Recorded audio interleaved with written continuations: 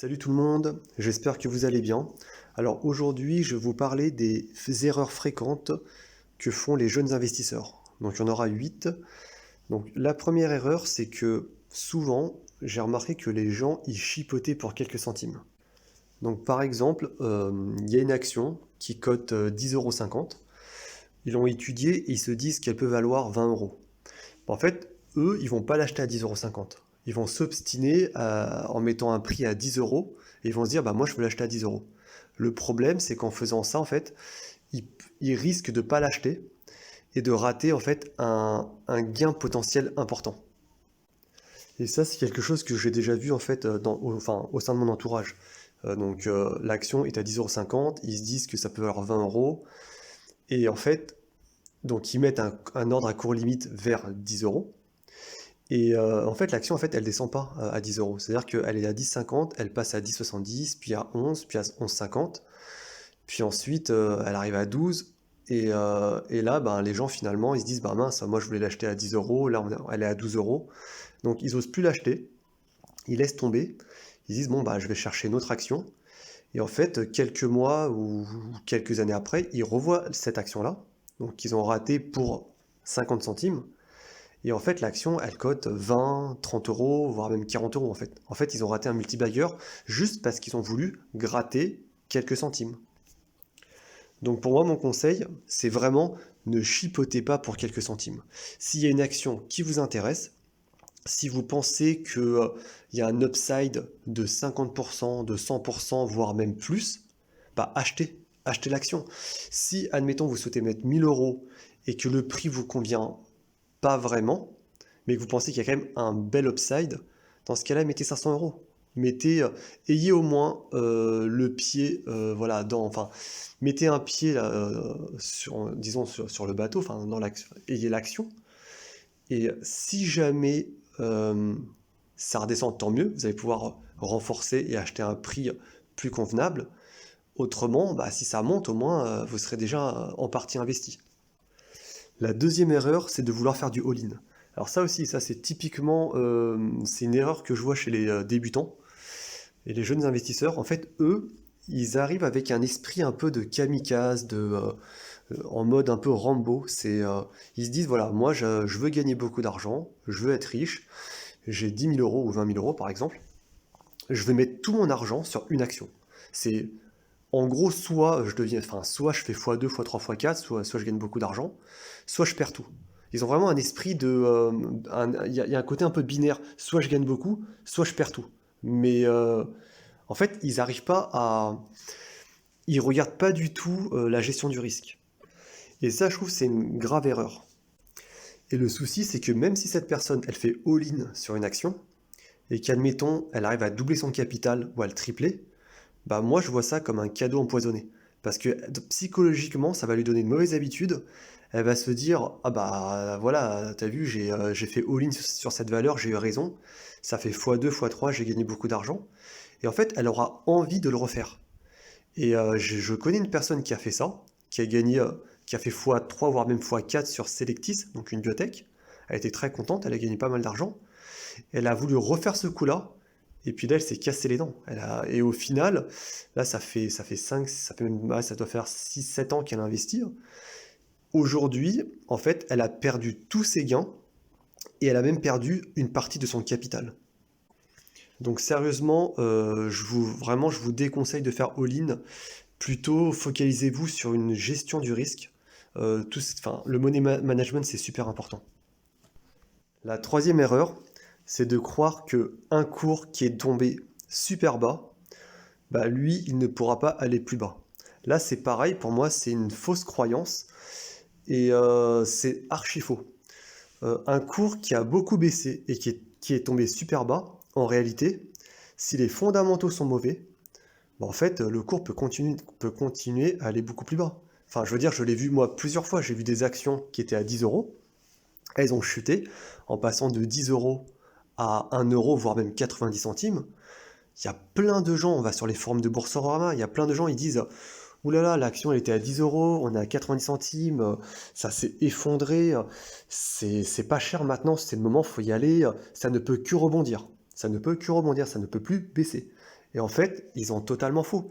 Parce que si la boîte, elle n'a pas de chiffre d'affaires, si elle fait que des pertes, si elle a un endettement énorme et qu'elle continue à faire des AK sur AK, enfin des AK, des augmentations de capital à chaque fois, et à diluer et à diluer et à diluer les actionnaires, en fait, le cours, même s'il est passé de 10 euros à 90 centimes, il peut tomber à 80 centimes, puis à 60 centimes, puis à 50, puis à 10, puis à 1 centime, puis même à 0,001. Enfin, je veux dire, il n'y a pas de limite à la baisse, hein. Et puis, ça peut même faire faillite un jour et tomber à zéro. Donc, il n'y a pas de limite.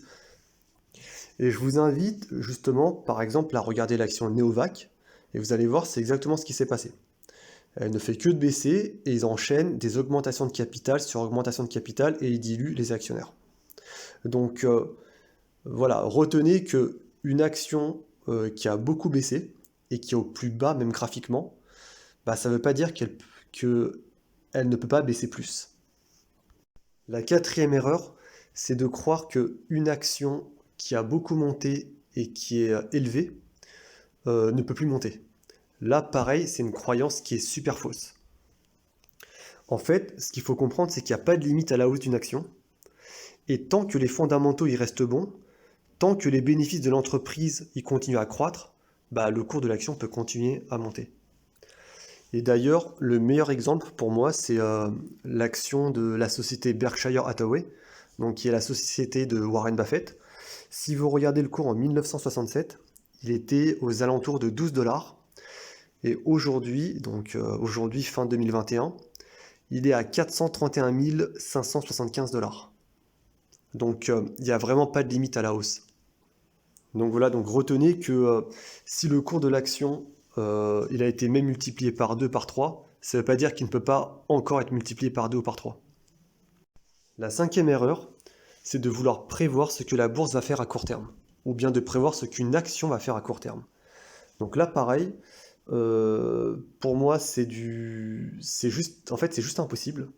J'ai beaucoup d'amis autour de moi souvent qui me demandent est-ce que tu penses que le CAC 40, est-ce que tu penses que demain ça va monter? Est-ce que tu penses que la semaine prochaine ça va baisser? Tu penses quoi de cette action? Tu penses que cette semaine elle va pouvoir monter? En fait, la réalité c'est que j'en sais rien. Et que, en fait, personne ne peut prédire les marchés. Personne ne peut savoir ce que va faire le marché dans un jour, dans une semaine, dans un mois, dans un an. Et personne ne sait comment va se comporter une action dans les prochains jours. Et d'ailleurs, si quelqu'un un jour vous dit qu'il est capable de prévoir ce que va faire la bourse demain ou dans une semaine, franchement, fuyez, hein. Fuyez parce que c'est que le mec, c'est un escroc. Donc arrêtez de chercher à prévoir ce que la bourse va faire dans les prochains jours et arrêtez de chercher à prévoir en fait la direction, enfin ce que va faire le cours d'une action à court terme. En fait, c'est très difficile et on ne peut pas le savoir. On a une chance sur deux. La sixième erreur, c'est de procrastiner. Donc pour moi, il existe, on va dire, deux types de procrastination. La première procrastination, donc c'est celle qu'on voit d'habitude, c'est beaucoup de gens, ils répètent, enfin moi je le vois autour de moi, beaucoup de gens me le répètent sans cesse, oui, je vais investir, il faut que j'investisse, etc. Mais en fait, le temps passe et on voit que 3 ans, 5 ans, 7 ans plus tard, 10 ans plus tard, en fait, ils n'ont jamais rien fait, ils n'ont jamais investi. Et le problème, c'est que, en fait, ils se pénalisent parce qu'ils perdent beaucoup d'opportunités. Ce qu'ils n'ont pas compris, c'est le fait en fait de procrastiner et d'attendre. Bah, en fait, ça les dessert, car ils ne profitent pas des intérêts composés. Et en fait, le meilleur moment pour investir, c'est pas demain, c'est pas dans un an, c'est pas dans 2 ans, c'est pas dans 5 ans, c'est tout de suite. En fait, plus on commence, enfin l'élément clé, en fait, là, au final, dans n'importe quel type d'investissement, que ce soit sur l'immobilier, sur la bourse ou dans n'importe où, l'élément clé, en fait, il y a deux éléments importants pour gagner beaucoup d'argent.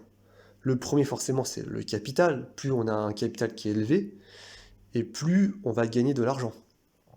Et le deuxième élément, c'est le temps, en fait. Il faut commencer jeune. Plus on commence jeune, plus on a un horizon lointain, et plus on va faire boule de neige, et plus on va gagner de l'argent.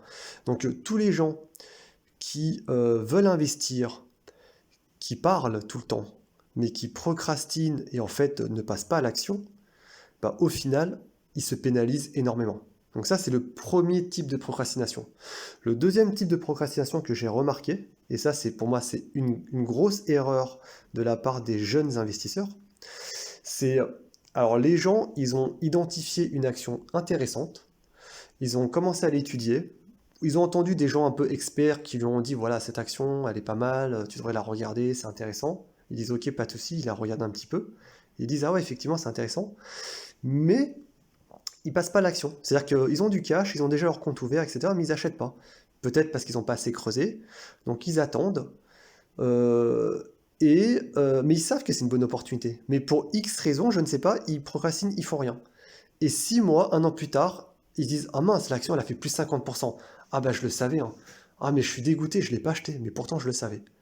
Et ça, je peux vous le dire, j'ai beaucoup d'amis pendant la crise des subprimes. Alors, toutes les actions se sont fait massacrer. Et j'ai pas mal d'amis, des camarades à l'époque, enfin des camarades de classe, qui avaient vu les actions bancaires qui s'étaient fait vraiment massacrer. Et ce qui est marrant, c'est ils m'ont tous dit, après, a posteriori, ils m'ont tous dit, ah, Natixi, c'était à l'époque, c'était à 70 centimes, 1 euro. Ah, mais je savais qu'elle était pas chère, franchement, j'aurais dû en acheter. Société Générale, c'était tombé à 20 ou je sais plus combien. C'était pas cher, j'aurais dû en acheter. Et en fait, à l'époque, je me rappelle très bien, il m'avait dit, enfin, tous mes amis, enfin, qui étaient dans ma classe, hein, mes camarades de classe, ils m'avaient tous dit que c'était pas cher, que c'était le moment d'acheter. Mais ce qui est étonnant, c'est que personne n'a acheté. Et pareil l'année dernière. L'année dernière, pendant la crise du Covid, en mars, quand tout a chuté, combien de gens autour de moi savaient que c'était pas cher? Combien de gens ont vu des actions comme Total à 20 euros, mais n'ont rien fait? Ils n'ont pas acheté. Et ils ont juste procrastiné en fait. Et pour moi, la procrastination, c'est une des plus graves erreurs dans l'investissement. La septième erreur, c'est lorsque la personne, elle croit qu'elle investit, mais en fait, elle spécule. Et en plus de ça, elle veut gagner de l'argent immédiatement. Donc ça, c'est une erreur qui est fréquente chez les jeunes investisseurs. Enfin, ce que j'ai remarqué, c'est souvent, enfin, il y en a, ils viennent me voir et ils me disent qu'ils veulent investir, mais en réalité, quand je regarde finalement leur manière d'investir, en fait, ils n'investissent pas. Et en fait, ils ne cherchent pas à comprendre les fondamentaux de l'entreprise. Ils ne cherchent pas à garder des positions sur du moyen long terme. En fait, ils veulent simplement acheter une action qui voit son cours monter à l'instant enfin, T sur du court terme. Et ce qu'ils veulent, en fait, c'est acheter une action qui monte et revendre rapidement. Tout simplement. Et moi, ça, c'est une chose que j'associe à de la spéculation. Et en fait, le problème, c'est que comme, en fait, ils ont un comportement de spéculateur, bah, d'un côté, en fait, d'une part, ils comprennent pas les fondamentaux de l'entreprise, de l'autre, ils veulent gagner de l'argent très rapidement.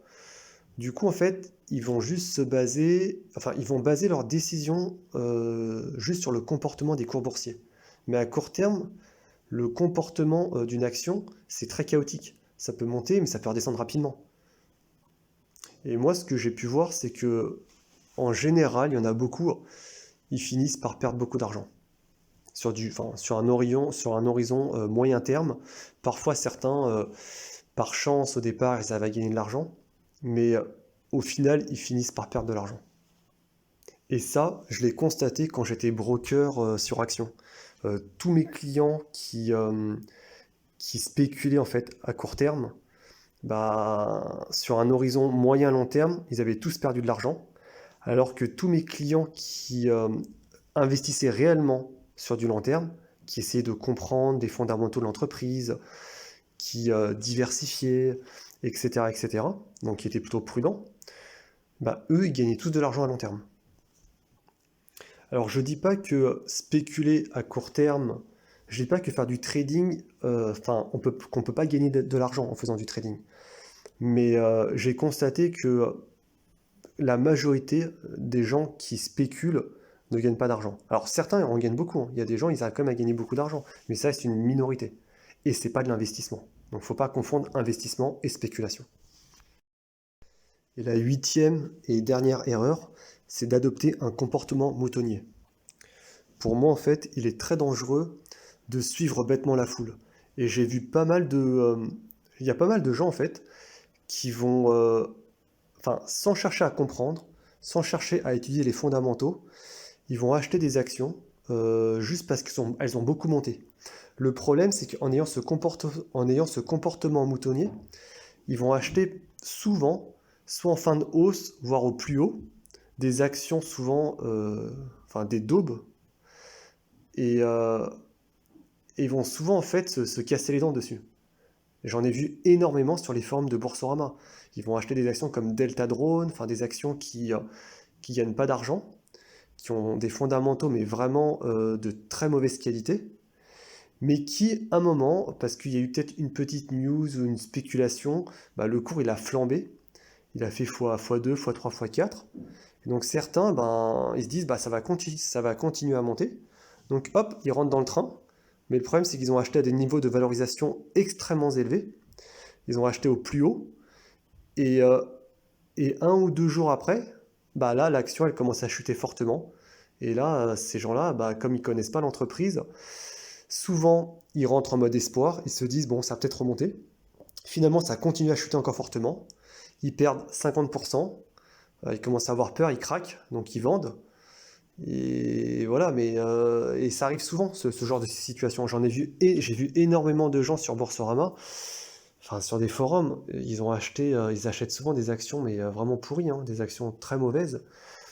Et juste sur des comportements moutonniers, ben, vu que ça monte, ils se disent bah ça va continuer à monter, et souvent bah, ils perdent beaucoup d'argent.